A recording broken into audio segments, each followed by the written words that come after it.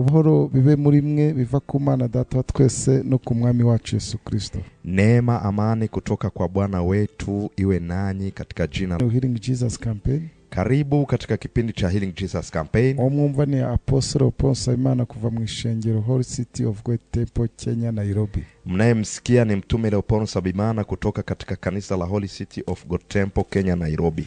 Mbere ko dutangira dufite ijambo ryo kwaturira hamwe. Kabla ya kuanza tuna neno la kukiri kwa pamoja. Kwatura amagambo agize indirimbo nshya. Ni kutangaza maneno anayounda wimbo mpya.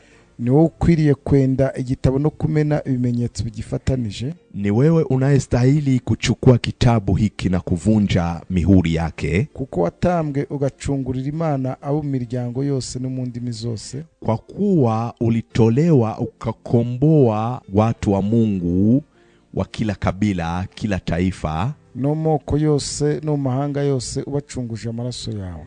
Na nchi zote na lugha zote ukiwakomboa kwa damu yako. Ukabahindurira Imana yacu kuba abami n'abatambyi kandi bazima mu isi. Ukawafanya kuwa makuhani na wafalme wa Mungu wetu katika ulimwengu. Uyu ni umunsi wa gatanu. Leo ni Ijumaa. Tuvuga ibifatanye n'ubuzima bwacu bwose bwa buri munsi. Tunasema yanayoambatana na maisha yetu ya kila siku. Imyemerere izana gutsinda cyangwa se kunanirwa. Fikra zinazoleta kushindwa ama kushinda.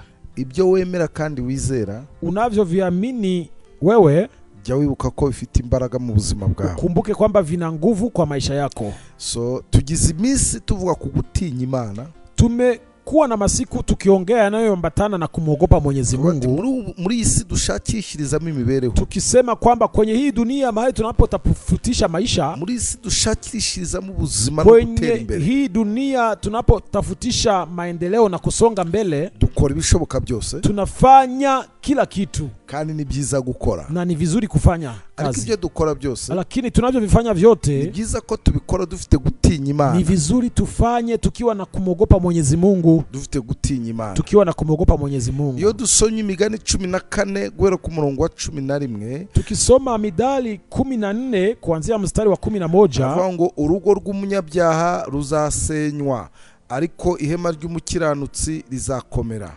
Panasema nyumba ya mtu mbaya itabomolewa, bali hema ya mwenye haki itafunikwa. Hariho inzira itunganiye umuntu, ariko iherezo ryayo ni inzira z'urupfu. Iko njia ionekanayo kuwa sawa machoni pa mtu, lakini mwisho wake ni njia za mauti. Urugo rw'umunyabyaha ruzasenywa. Nyumba ya mtu mbaya itabomolewa. Business y'umunyabyaha izasenyuka. Biashara ya mtu mbaya itabomolewa. Iterambere ry'umunyabyaha rizasenywa. Maendeleo ya mwenye zambi yatabomolewa. Ibyaha byawe, dhambi zako, nibyo bizagusenya, ndizo zitakubomoa. So ubitekerezo neza. Kwa hiyo ufikirie hili vizuri. Nta wundi muntu uzagusenya. Hakuna mtu mwingine atakubomoa. Nta wundi muntu uzasenya ibyashara byawe. Hakuna mtu mwingine atabomoa biashara za kwako. Nta wundi muntu uzasenya icyubahiro cyawe ngagishobore. Hakuna mtu mwingine atabomoa heshima yako awezane nayo. Nta wundi muntu uzasenya ubuzima bwawe. Hakuna mtu mwingine atabomoa maisha yako. Ariko ibyaha byawe byonyine, lakini zambi zako peke yako, nibyo bizagusenya, ndizo zitakubomoa. Icyo rero nicyo ukwiye gutinya mu buzima bwawe. Hicho ndicho unafaa kukiogopa kwenye maisha yako. Nicyo ukwiye gutinya mu buzima bwawe. Hicho ndicho unafaa kukiogopa kwa maisha yako. Niyo mpamvu ngo urugo rw'umunyabyaha ruzasenywa. Ndio maana nyumba ya mwenye dhambi itabomolewa. Izasenywa n'ibyaha bye. Itabomolewa na zambi zake. So buri kintu cyose ukora ukagikora mu byaha. Kwa hiyo kila kitu unachokifanya na unakifanya kwa zambi, ukagikora wirengagije gukiranuka, unakifanya bila kutenda haki, umenye yuko ibyo bintu bizagaruka bikagusenya. Ujue kwamba hayo mambo yatarudi akuvunje wewe. Ibyo bizagusenya. Hayo mambo yatarudi akubomoe. Ariko ihema ry'umukiranutsi rizakomera. Lakini hema ya mwenye haki itaimarika. Ibyashara ubikora kiranuka bizakomera. Yani ukifanya biashara ukiwa na haki, hiyo biashara itakuwa strong. Igikorwa cy'umukiranutsi kizakomera. Kazi ya mwenye haki itaimarika. Umuntu ugenda afite gutinya Imana, ibyo akora bizakomera. Mtu akitembea na kumwogopa Mwenyezi Mungu, anayoyafanya yatafanikiwa. Reka ndakubwire, wacha nikwambie, nakubwiye ngo umuntu ugenda afite kubaha Imana, nimekwambia mtu mwenye anatembea akimwogopa Mungu, ushobora kwibaza ko iterambere rye ritihuta, unaweza ukaona maendeleo yake haendi haraka, ushobora kwibaza ko adatera imbere, unaweza ukaona kwamba huyo mtu asongi mbele haraka, ushobora no kubona ko ibyo ari gukora bidafitiye bijya, na unaweza ukaona kwamba anayoyafanya haendi mahali. Ariko reka nkubwire bizakomera, lakini wacha nikwambie, yatakuwa na nguvu, bizakomera, yatakuwa na nguvu, bizakomera, yatakuwa na nguvu, kuko ibyo akora byose bifite fondation nziza, kwa kuwa anavyovifanya vyote vina msingi mzuri, kandi ibyo yubaka ntibizasenyuka, na anavyovijenga havitabomoka. Na wibaza ngo agenda gake gake, hata kama unafikiria kwamba anaenda polepole, ariko ibyo akora bizakomera, lakini anavyovifanya vitakuwa na nguvu, kuko bihagaze ku musingi wo kubaha Imana, kwa kuwa vimesimama kwenye msingi wa kumwogopa na kumheshimu Mwenyezi Mungu. Ibyashara by'umuntu ugenda wubaha Imana, biashara ya mtu mwenye anamwogopa Mwenyezi Mungu, wibaza ko bidatera imbere, unaweza ukaona kwamba hiyo biashara haisongi mbele, ndetse nawe ubwe ashobora kugera igihe agacika intege, hata yeye mfanya biashara huo inaweza fika wakati anakata tamaa, ariko azakomera, lakini ataimarika.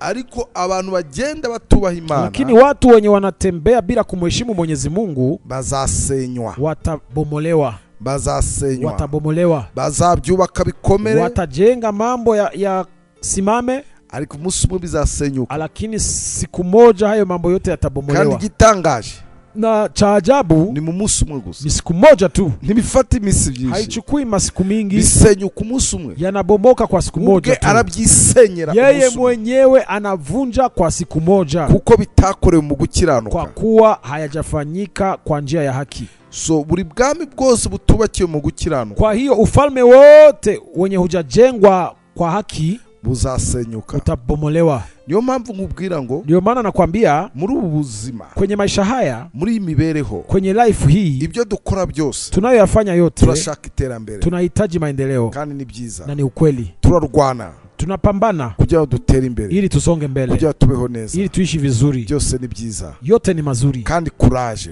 na endelea kabisa, komeza ubikora uko, endelea ukifanya, gira imbaraga zo kubikora, kuwa na nguvu za kufanya, ariko jya wibuka ibi, lakini kumbuka haya, yuko urugo rw'umunyabyaha, kwamba nyumba ya mwenye dhambi bizasenywa, itavunjwa, ibyashara by'umunyabyaha, biashara ya mwenye dhambi bizasenywa, itaanguka, ministeri y'umunyabyaha, ministry ya mwenye dhambi izasenywa, itavunjwa, izasenywa, itaanguka. wikora ikintu kizasenywa mu gihe runaka, wacha kufanya kitu yenye itabomolewa muda fulani, kora ikintu kizaramba, fanya kitu chenye kitadumu. waba wararuhiye iki, utakuwa umechoka kwa nini? igihe kigeze, wakati utafika, ibyo wakoze byose bigasenywa, vyote ulivyovifanya vivunjwe, bigasenywa, vyote ulivyovifanywa, vyote ulivyovifanya vivunjwe. Utakuwa umechoka ya nini? Ku murongo wa 12 havuze, kwenye mstari wa 12 Biblia inasema hivi, hari inzira itunganiye umuntu, ariko iherezo ryayo ni inzira z'urupfu. Iko njia ionekanayo kuwa sawa machoni pa mtu, lakini mwisho wake ni njia za mauti. Buri muntu wese ugenda akora ibibi, kila mtu mwenye anafanya makosa acabona inzira zimutunganiye, anaona njia zikiwa sawa, ariko ntamenye ko iherezo ryayo ari urupfu, lakini hajui kwamba mwisho ni mauti, kuko buri gihe ashaka guca mu nzira za bugufi, kwa kuwa kila siku anataka kupitia njia fupi, ashaka gukora ibintu bigaragaza ko yagize ubwenge, anataka kufanya vitu vinavyoonyesha kwamba yeye ako na akili, ntashaka ibintu bimugoye, hataki vitu vya kumsumbua, ntashaka ibintu bimusaba imbaraga nyinshi, hataki vitu vya kumuomba nguvu mingi, ntashaka ibintu bimusaba umwanya munini, hataki vitu vya kumuomba muda mrefu. we arashaka ibintu bya haraka haraka, yeye anataka tu vitu vya haraka haraka, agaca yibaza ngo izo nizo nzira ziboneye, alafu anafikiria kwamba hizo ndizo njia mzuri. kandi buri gihe ibintu byose bidasaba umwanya, na kila wakati vitu vyote venye haviombi wakati, ibintu byose bitagusaba ikiguzi, vitu vyote venye havikuombi gharama, bisa nkaho byoroheye umuntu, hivyo vitu kabisa vinaonekana ni vitu vya urahisi, ni muteremuko kabisa, ni njia ya kuteremuka. habona ari ibintu byoroshye, yani ukiona vitu kama hivyo unaona ni vitu vya kirahisi, ariko amaherezo yabyo ni urupfu, lakini mwisho wa vitu hivi chenye umekipata bila kuchoka, reka nkubwire, wacha nikwambie, amaherezo yabyo ni urupfu, mwisho ni mauti. emera ubiricyuya, kubali ukatoe jasho, emera bigusaba umwanya, kubali ikuchukue muda, emera bikurushe, kubali uchoke, amaherezo yabyo n'umunezero, lakini mwisho itakuwa furaha. nyuma yo kuruha uzanezerwa, Baada ya kuchoka utafurahia, nyuma yo kurira uzaseka, baada ya kulia utacheka, nyuma y'umubabaro mwinshi uzaserebura, baada ya huzuni kubwa utaserebrate, utaserebura, igihe kizagera uzaserebura, siku itafika utaserebrate. Reka ndakubwire, Wacha nikwambie, buri muntu wese wageze ku butsinzi, mtu yeyote akifika kwenye ushindi byamugoye, na ushindi akifika kwenye ushindi, kama alikuwa ameng'ang'ana kwa huzuni, byamuruhije, kama alikuwa amechoka, yageze ku butsinzi, akifika kwenye ushindi ntaba afite umwanya wo guserebura, yeye hawezi kaanza mambo ya kucelebrate, kuko iyo abonye ubutsinzi yagezeho, kwa kuwa akipata ushindi ahita asubiza amaso inyuma inzira yaciyemo, anarudisha macho nyuma, anakumbuka njia alizozipitia, akareba ibyo yabayemo, anakumbuka mambo aliyoyapitia, yarangiza akarira, alafu anaanza kulia, analia. Abaserebura, wale wenye wana celebrate, babandi ba muri ruhande, ni wale wenye wako kando na yeye, babandi bari ruhande, wale wenye kando na yeye nibo baserebura, hao ndio watacelebrate. So mu by'ukuri muri we, ukweli ndani mwake abafite guserebura, anakuanga na hiyo celebration, ariko ntishobora kujya hanze, lakini haiwezi kaonekana, kubera yuko, kwa sababu aba yaramaze gukamirika, yeye anakuwa ameshakamilika, aba yamaze gukamirika, anakuwa ameshakamilika, kweli ibyo aba yaraciyemo, kwa kuwa kwa kulingana na yale aliyoyapitia, kweli ibyo aba yaranyuzemo, kulingana na yale aliyoyapitia, ariko aba muri ruhande, lakini wenye wako karibu na yeye wana celebrate, barabyina, wana dance, baranezerwa, wanafurahia, kuko ntibazi inzira yaciyemo, kwa kuwa hawajui amepitia njia gani. So icyo nshaka kukubwira ni ninachotaka kukuambia ni kimoja, nibyo biraruhije, ni ukweli inachosha, biravunanye, inachosha kabisa, ariko emera iyo nzira, lakini kubali hiyo njia, amaherezo yayo, mwisho wa njia hiyo n'umunezero, ni furaha. Ariko ibyo bibaza ngo biroroshye, lakini hayo nayo yafikiria kwamba ni rahisi, ukizema amanyanga yose, ukiweka hiyo ukora, ukashyiramo kubeshya, ukiweka kudanganya, ukashyiramo ibintu bitari byo, ukiweka mambo yenye si kweli, wibaza ngo wagize ubwenge, utafikiri kwamba umepata akili, naho ibintu uri kurakora, bali vitu unavyovifanya nibyo bizagusenya, hivyo vitu ndivyo vitakumaliza, nibyo bizagusenya, hivyo vitakumaliza, bizagusenya, vitakubomoa. Urugo rw'umunyabyaha ruzasenywa, nyumba ya mwenye dhambi itabomolewa. Bivuze ngo ibikorwa by'umunyabyaha bizasenywa. Hiyo inamaanisha kwamba kazi za mwenye dhambi zitavunjwa, zitabomolewa. Ibyo wubatse mu byo wibye bizasenywa, hivyo ulivyovijenga kwa kuwa umeiba